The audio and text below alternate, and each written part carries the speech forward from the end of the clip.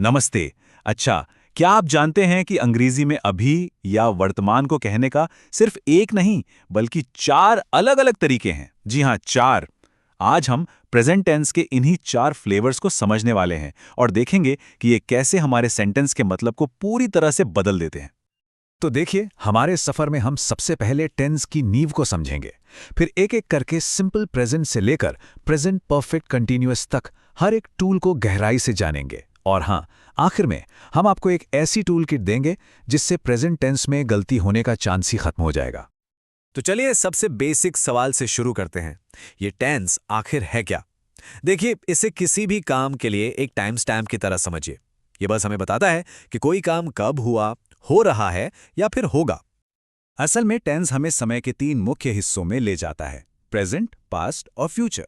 जैसे सीता उपन्यास पढ़ रही है, ये हमें बताता है कि एक्शन ठीक इसी पल हो रहा है।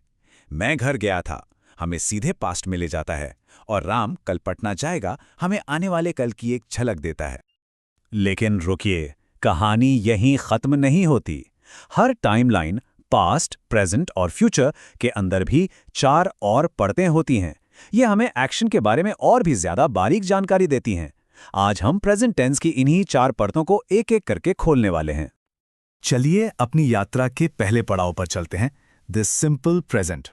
इसे अंग्रेजी ग्रामर की नींव की ईंट समझिए, जिस पर सच और आदतों की पूरी इमारत खड़ी होती है। सिंपल प्रेजेंट का स्ट्रक्चर ना बहुत ही सरल है। हम बस सब्जेक्ट के साथ वर्ब का पहला रूप, जिसे V1 कहते हैं, या फिर SES वाला रूप, जिसे V5 कहते हैं, लगाते हैं। तो मान लीजिए V1 है गो, तो V5 है goes. I live in Patna या द अर्थ इज राउंड जैसे वाक्य इसी से बनते हैं। ये वो टेंस है जिसका हम शायद सबसे ज्यादा इस्तेमाल करते हैं। अपनी रोज की आदतों के बारे में सोचिए, ही टेक्स टी एवरी मॉर्निंग, या फिर उन सच्चाइयों के बारे में जो कभी नहीं बदलती, जैसे कि the sun rises in the east. ये सब सिंपल प्रेजेंट है। अब यहाँ एक मजेदार ट्विस्ट है। हम सिंपल प्रेजेंट का इस्तेमाल आने वाले कल की बात करने के लिए भी कर सकते हैं, पर सिर्फ तब जब कोई चीज पहले से फिक्स हो। जैसे आपकी ट्रेन का ticket, the train leaves eight 9 AM tomorrow. भले ही ट्रेन कल जाएगी, लेकिन उसका समय तय है, इसलिए सिंपल प्रेजेंट का इस्तेमाल होता है। यहाँ एक प्रो टिप है, जब भी आप ऑलवेज, यूजुअली, एवरीडे जैसे शब्द देखें, तो आपका दिमाग तुरंत सिंपल प्रेजेंट की तरफ जाना चाहिए। क्यों? क्योंकि ये शब्द आदतें दिखाते हैं, और आदतें सिंपल प्रेजेंट की सबसे अच्छी दोस्त होती हैं। इसीलिए ही ऑलवेज कम्स लेट एकदम परफेक्ट है। तो अब जब हमने फैक्ट्स और आदतों की दुनिया को समझ लिया है, तो चलिए उन चीजों पर फोकस करते हैं जो ठीक हमारी आंखों के सामने हो रही हैं। और इसके लिए आता है the present continuous. Present continuous में एक्शन को चलते हुए दिखाने के लिए हम वर्ब में इंग जोड़ते हैं, जिसे V4 भी कहा जाता है। लेकिन ये इंग फॉर्म अकेला नहीं आता, इसे इज, आर या एम जैसे हेल्पर्स की जरूरत होती है। तो ये बनता है राम इज प्लेइंग फुटबॉल। इस टेंस के पास दो सुपर पावर्स हैं। पहला, ये बताता है कि ठीक इसी पल क्या हो रहा है, जैसे आप ये विश्लेषण देख रहे हैं। और दूसरा, ये भविष्य की पक्की योजनाओं के बारे में बताता है, जैसे I am going to tell you tonight. लेकिन सावधान, कुछ वर्ब्स ऐसे भी हैं जिन्हें एक्शन से नफरत है। इन्हें स्टेटिव वर्ब्स कहते हैं। ये भावनाएं या अवस्थाएं बताते हैं, जैसे नो, लव, सी। आप किसी को प्यार कर रहे नहीं हो सकते, आप बस प्यार करते हैं। इसलिए हम कहते हैं आई लव यू, ना कि आई एम लविंग यू। चलिए अब एक ऐसे टेंस की ओर बढ़ते हैं जो एक टाइम ट्रैवलर की तरह है, द प्रेजेंट परफेक्ट। ये एक ऐसा पुल है जो पास्ट में हुए काम को सीधे आज के पल से जोड़ता है और बताता है कि उस काम का असर अभी भी बाकी है। और इस पुल को बनाने के लिए हमें हैज या हैव की जरूरत होती है, और साथ में वर्ब का तीसरा रूप, जिसे पास्ट पार्टिसिपल या V3 भी कहते हैं। I have done my work का मतलब है काम तो पास्ट में खत्म हुआ, लेकिन उसका नतीजा अभी मौजूद है। हो सकता है कि काम की फाइल आपके हाथ में हो। सोचिए, आप कहते हैं द बस हैज लेफ्ट।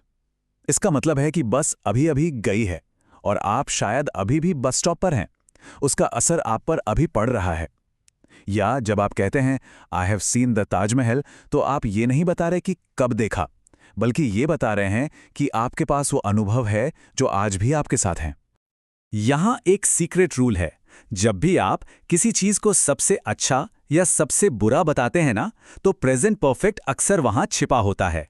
ये उस अनुभव को एक अलग लेवल पर ले जाता है। इसलिए it is the best that you have done कहना उस काम के महत्व को आज के पल से जोड़ता है। अब हम अपनी यात्रा के आखिरी और सबसे मजेदार पड़ाव पर हैं, द प्रेजेंट परफेक्ट कंटिन्यूअस।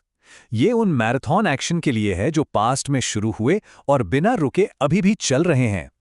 इस टेंस का स्ट्रक्चर एक टीम की तरह है। सब्जेक्ट, फिर हैज या हैव, उसके बाद आता है बीन और आखिर में आईएनजी वाला वर्ब यानी V4। I have been teaching you for 3 months का मतलब है कि मैंने 3 महीने पहले शुरू किया था और मैं अभी भी पढ़ा रहा हूं। एक्शन रुका नहीं है, जारी है। यहां एक गोल्डन रूल है जो आपको बहुत सारी गलतियों से बचाएगा। फॉर का इस्तेमाल समय की कुल लंबाई बताने के लिए करें, जैसे 2 घंटे से या 3 महीने से। और सिंस का इस्तेमाल एक्शन के शुरुआती पॉइंट को बताने के लिए करें, जैसे 2 बजे से या पिछले सोमवार से।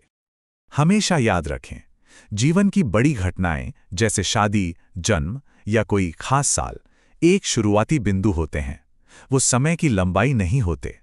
इसीलिए हम हमेशा कहेंगे Sita has been weeping since a marriage, क्योंकि शादी एक फिक्स टाइम पर हुई थी।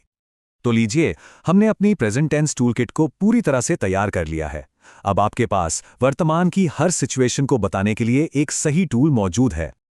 आइए एक नज़र में अपने इस टूल बॉक्स को देख लेते हैं। फैक्ट्स और आदतों के लिए सिंपल प्रेजेंट, जो एक्शन अभी हो रहा है उसके लिए प्रेजेंट कंटिन्यूअस, पास्ट को प्रेजेंट से जोड़ने के लिए प्रेजेंट परफेक्ट, और उन कामों के लिए जो पास्ट से शुरू होकर अब भी चल रहे हैं, प्रेजेंट परफेक्ट कंटिन्यूअस। ये टेबल आपकी चीट शीट है। तो अब जब आपने ये सब सीख लिया है, मैं आपके लिए एक सवाल छोड़ जाता हूं। सीखने की इस पूरी प्रक्रिया को आप इन तीनों में से कैसे कहेंगे? I learn, I am learning या आई हैव बीन लर्निंग? आपका जवाब ही बताएगा कि आपने इस विश्लेषण को कितनी गहराई से समझा है। इस पर जरूर सोचिएगा।